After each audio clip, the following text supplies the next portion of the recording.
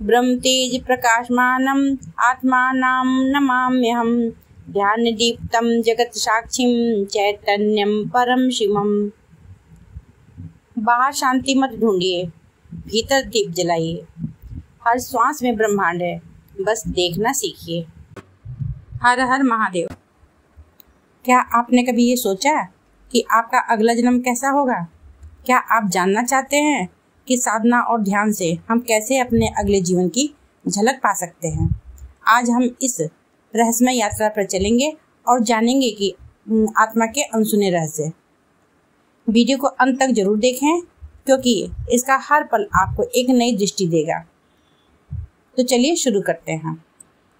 आत्मा अमर है, शरीर बदलती है, पुनर्जन्म का सिद्धांत क्या कहता है? आज मैं बात करूंगी आप अपने अगले जन्म को कैसे देख सकते हैं। इसके पहले मैंने 2 वीडियो बनाए हैं इससे संबंधित, जिसमें मैंने बताया कि आप किस किस भाव से अपना अगला जन्म देख सकते हैं और किस ग्रह की स्थिति कहाँ कहाँ है और कहाँ कहाँ होने से आपका अगला जन्म कहाँ और कैसा होगा। तो उसी श्रृंखला में यह तीसरी वीडियो है। अब उसके आगे की बात करते हैं। ईश्वर सर्वोच्च सत्ता है। ऊर्जा स्वतः सृजित होती है, इसका क्षय नहीं होता है। वैज्ञानिक धारणा के अनुसार इसके स्वरूप में बदलाव हो सकता है। इसी प्रकार ग्रह भी ऊर्जा का स्वरूप होते हैं। यह अपने निर्धारित कक्ष में अपनी गति के हिसाब से ब्रह्मांड में परिक्रमा करते रहते हैं। हमारा शरीर सूक्ष्म आत्मा की ऊर्जा से पृथ्वी पर अपने प्रारब्ध के हिसाब से शरीर धारण करता है। ठीक है, यही से पूर्व जन्म के सिद्धांत का आधार है, जिसका संचालन भगवान करते हैं, ईश्वर करते हैं, उनके अधीन है। आपका जन्म जिस ग्रह की महादशा में हुआ है, उसका कुछ हिस्सा आप पिछले जन्म में भोग कर आए हैं। महादशा की चार्ट देखने से पता चलेगा इस सब के बारे में। ग्रह को देखकर आपकी कुंडली में किस स्थिति में है, कितना बली है, कितना शुभ है, क्योंकि इसी ग्रह के हिसाब से हमारा या आपका नया जन्म होता है। यदि ये ग्रह शुभ है तो पिछले जन्म में भी आपकी स्थिति अच्छी थी, और यदि ये उच्च स्वगृही हैं ये ग्रह और शुभ घर में बैठकर कुंडली के कारक ग्रहों से संबंध बना रहे हैं, तो नए जन्म में आगे भी आपका बेहतर ही होगा। आपको जीवन काल में कई बार शुभ ग्रहों और कारक ग्रहों की महादशा होती है। पूर्व ये नियोजित होता प्रारब्ध के अनुसार ब्रह्मांड में विचरण कर रही जो आत्मा होती है तब शरीर धारण करती है जब भगवान की इजाज़त होती है, मतलब भगवान जब उसको इजाज़त देते हैं। शुभता के लिए महादशा वाले ग्रह में आपका जन्म ऐसे समय में होगा जिससे कुंडली का लग्न भी जन्म लेने वाली महादशा का मित्र होगा या कारक होगा। मित्र ग्रहों की महादशा मिलती है, मतलब कि जो लग्न में ग्रह होता है उसका मित्र, पंचमेश और नवमेश उसका मित्र होता है। जो मतलब कि जो लग्नेश होता है वो जो मुख्य डिपार्टमेंट है वो अपने मित्र ग्रह को ही देता है। देखिए, मनुष्य की मृत्यु के समय जो कुंडली बनती है उसे पुण्य चक्र कहते हैं। इससे मनुष्य के अगले जन्म की जानकारी होती है। मृत्यु के बाद उसका अगला जन्म कब और कहाँ होगा, इसका अनुमान उस कुंडली से लगाया जा सकता है। देखिए, जातक परिजात में मृत्युपरांत गति के बारे में बताया गया है। यदि मरण काल के समय लग्न में गुरु हो तो जातक की गति देवलोक में होती है। सूर्य या मंगल हो लग्न में तो जातक मृत्यु लोक में फिर से पुनः आता है। और लग्न में जब चंद्रमा और शुक्र की स्थिति हो तो व्यक्ति पितृलोक में जाता है, और बुध या शनि की स्थिति हो तो व्यक्ति नरक लोक में जाता है। वहीं 12वें स्थान में शुभ ग्रह हो, द्वादश बलवान हो, तो शुभ ग्रह की दृष्टि होने पर मोक्ष की प्राप्ति का योग बनता है।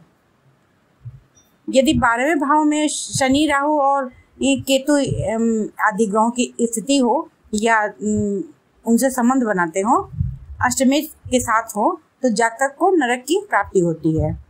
जन्म कुंडली में गुरु और केतु का संबंध द्वादश से होने पर मोक्ष की प्राप्ति होती है, ऐसा हमारे ज्योतिष शास्त्र में बताया गया है। गुरु केतु ये दो जो ग्रह होते हैं विशेष रूप से पिछले जन्म और अगले जन्म के कर्मों को दर्शाते हैं। गुरु ग्रह आध्यात्मिक विकास को दर्शाते हैं, जबकि केतु ग्रह जो होते हैं पिछले जन्म की आदतों को और अगले जन्म की प्रवृत्तियों को दर्शाता है। जब मोक्ष त्रिकोण बली होगा तो मोक्ष की प्राप्ति होती है। अब मोक्ष त्रिकोण जान लीजिए क्या होता है। आपकी कुंडली का चौथा भाव, 8वां भाव और 12वां भाव मोक्ष त्रिकोण का भाव होता है। इन भावों के स्वामी आपस में मित्र होते हैं। यदि इन भावों के स्वामी ग्रह आपस में भाव परिवर्तन कर लें, ठीक है ना, मैं आपके घर में, आप मेरे घर में, इस तरीके से, ठीक है, अगर ये अपना भाव परिवर्तन कर लेते हैं तो इन भाव के स्वामी ग्रह आपस में मित्र तो होते हैं, तो ये मोक्ष प्राप्ति में सहयोग करते हैं, योग बनता है। यदि मोक्ष त्रिकोण के किसी भाव में केतु बैठे हों तो भी मोक्ष प्राप्ति के योग प्रबल होते हैं। मोक्ष त्रिकोण भाव में बैठकर केतु बैठते हैं तो अन्य दो भावों को वो अपने पूर्ण दृष्टि से देखते हैं। जैसे कि मान लीजिए कि 12वां भाव मोक्ष भाव का है, वहाँ अगर केतु बैठेंगे तो उनकी 5वीं दृष्टि जाएगी इस पे, चौथे भाव पे, और 9वीं दृष्टि जाएगी 8वें भाव पे। यदि 8वें भाव में केतु बैठे हों तो उनकी 5वीं दृष्टि जाएगी 12वें भाव पे और 9वीं दृष्टि जाएगी चौथे भाव पे, ठीक है। और यदि चौथे भाव में बैठ गए तो 5वीं दृष्टि जाएगी इनकी 8वें भाव पे और 9वीं दृष्टि जाएगी इनकी 12वें भाव पे।